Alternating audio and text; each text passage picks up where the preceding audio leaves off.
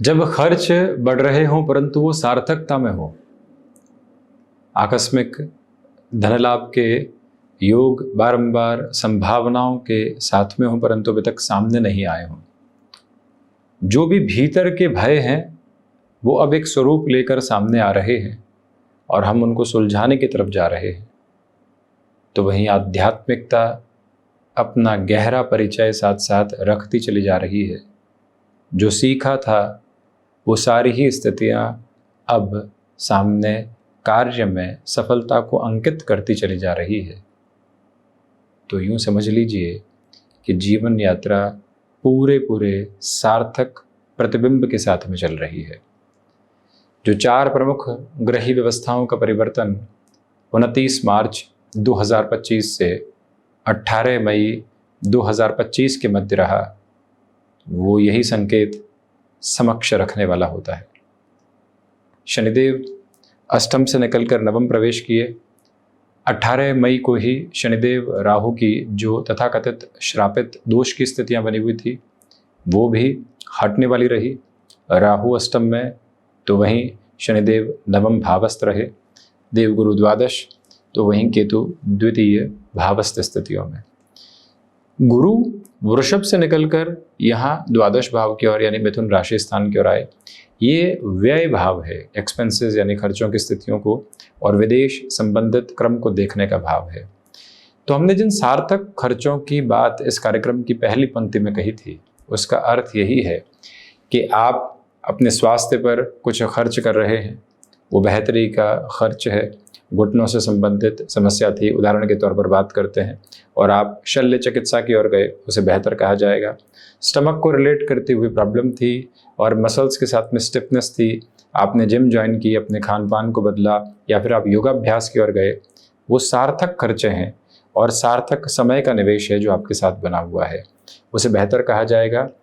बहुत अधिक सोचने की जो व्यवस्था, जैसे अंग्रेजी में ओवर थिंकिंग कहते हैं, वो भले ही साथ में बनी रहे परंतु वो आपको सॉल्यूशन ओरिएंटेड बेस के साथ में ही लेकर चलती हुई प्रतीत होती है। इस भाव को भीतर तक आप बनाकर रखिएगा। विदेश संबंधित कार्यों में भरपूर वृद्धि।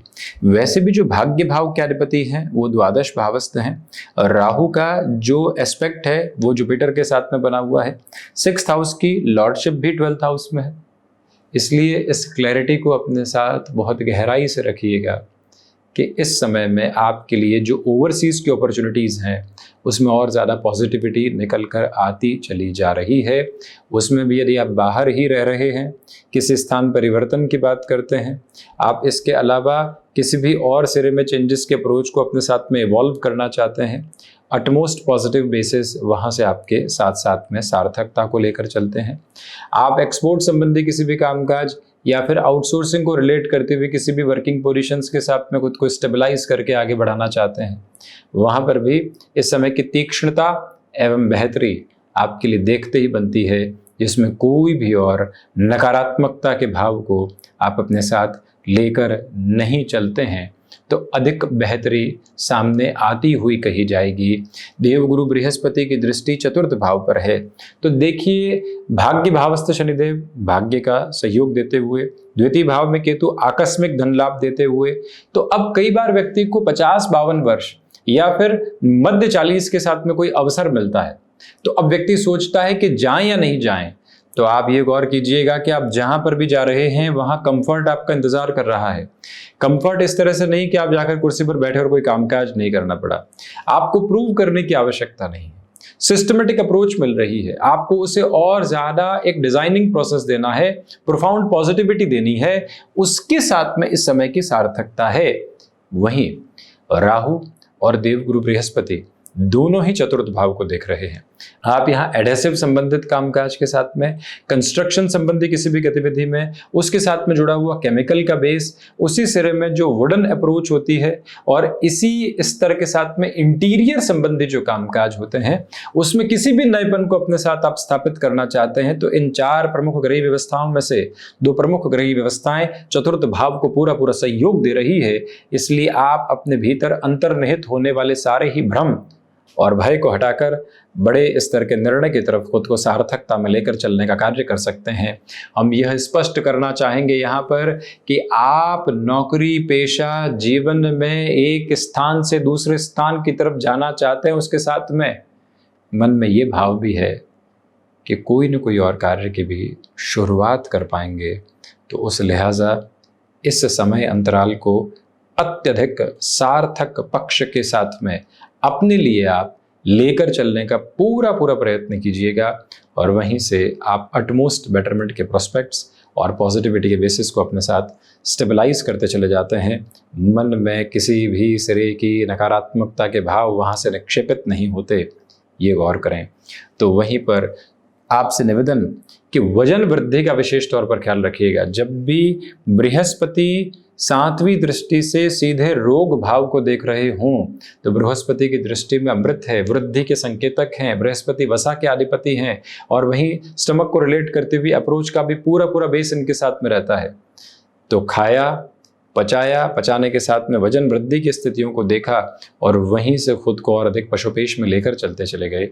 इस एक भाव से पूर्णतया मुक्त होकर चलने का जो सार्थक प्रयत्न करना होता है, आप उसे रखिएगा। शत्रुपक्ष हावी नहीं है। कामकाजी जीवन में जो लोग लंबे समय से आपके प्रति दुराव रख रहे थे, नकारात्मकता के भाव रख रहे थे, अब वो दूर हटते चले जा रहे हैं और आप एक सार्थक स्थायित्व के साथ में अपनी यात्रा को देखने की ओर गतिमान है। बस इसी एक भाव को भीतर तक बनाकर रखना आपके लिए बेहद ज़रूरी है। यह विनम्र निवेदन हम आपसे बारंबार करना चाहेंगे। एक और निवेदन है आपसे कि जो ये समय अंतराल समक्ष चल रहा है, इसके साथ चलती हुई यात्रा में जो देवगुरु बृहस्पति की 9वीं दृष्टि है वो अष्टम भावस्थ क्रम में है, शनिदेव के मूल त्रिकोण पर है। रिसर्च संबंधी कामकाज में आपकी प्रोफाइल जुड़ी हुई है। अब देखिए, रिसर्च का अर्थ यहाँ पर यही नहीं है कि आप कन्वेंशनल रिसर्च की तरफ हों, आप बिजनेस की तरफ हैं, नए प्रोडक्ट को आप एक प्रोजेक्शन के साथ में अपने कामकाज में लेकर आना चाहते हैं, उसकी भी सार्थक हदें आपके साथ स्पष्टतया निर्धारित होकर जीवन यात्रा को और अधिक बेहतर संप्रेषण प्रदत्त करती चली जाती है। उसके साथ में आप खुद को जोड़कर रखने का प्रयास कीजिएगा। अज्ञात भय धीरे धीरे हटने की तैयारी कर रहे हैं, और सबसे सार्थक बात जो इन 4 ग्रही व्यवस्थाओं के परिवर्तन के साथ आपके समक्ष हम रखना चाहते हैं, व्यापार भाव और अष्टम भाव के अधिपति और साथ ही साथ अष्टम के कारकाधिपति शनिदेव यहाँ बृहस्पति के राशि स्थान में है। आप हायर एजुकेशन को रिलेट करते हुए डिसीजंस के साथ खुद को बढ़ा सकते हैं। आप व्यापार में भाग्य का सहयोग चाहते हैं और स्वयं पूरे तरीके से कर्मठ हैं, 12 से 14 घंटे की मेहनत की तैयारी करके आप चल रहे हैं, तो इस समय की सार्थकता को आप एक अलग स्तर पर अपने साथ बढ़ता हुआ पाएंगे, जिसे अटमोस्ट प्रोग्रेसिव बेसिस के साथ आप देखने का प्रयत्न कीजिएगा। अत्यधिक बेहतरी के आवरण वहाँ से आपके साथ साथ गतिमान होते चले जा रहे हैं। मन में किसी भी तरीके के भय की ओर एवं छोर की स्थितियाँ स्थापित नहीं है। मंत्रमुग्ध होकर जीवन यात्रा को उस तरफ देखते चले जाना एक बेहद सार्थक पक्ष आपके लिए कहा जाएगा। यह विनम्र निवेदन आपसे करना चाहेंगे, और बारंबार यह भी विनंती है आपसे कि इस समय में जो शनिदेव की स्थितियां अष्टमेश होकर नवम भाव में और व्यापार भाव का आधिपत्य लेकर नवम भाव में है, जो कोई भी पुराना कंस्ट्रक्शन लंबे समय से आपके साथ में रहा, उसके साथ में आप नई किसी प्रोजेक्ट को अप्रोच करना चाहते हैं, पॉजिटिविटी है, वाहन संबंधी कामकाज में आप बढ़ सकते हैं। तो वहीं कई बार व्यक्ति किसी जगह परिवर्तन देख लेता है, आगे बढ़ जाता है, अपनी स्थितियों को नए आयाम दे देता है, उसके बाद उसके भीतर एक ही चीज़ बारंबार रहती है कि मन संतुष्टि के साथ चलने वाला हो, मन जीवन यात्रा को सार्थकता के साथ देखने वाला हो, मन यहाँ स्वयं को एक धीमेपन में लेकर चलने वाला हो, शांत हो। वो व्यवस्थाएं धीरे धीरे स्वयं के साथ आपके लिए प्रज्वलित होती चली जाती है, जहाँ से कोई भी और नकारात्मकता भरा भाव आपके लिए निक्षेपित नहीं है।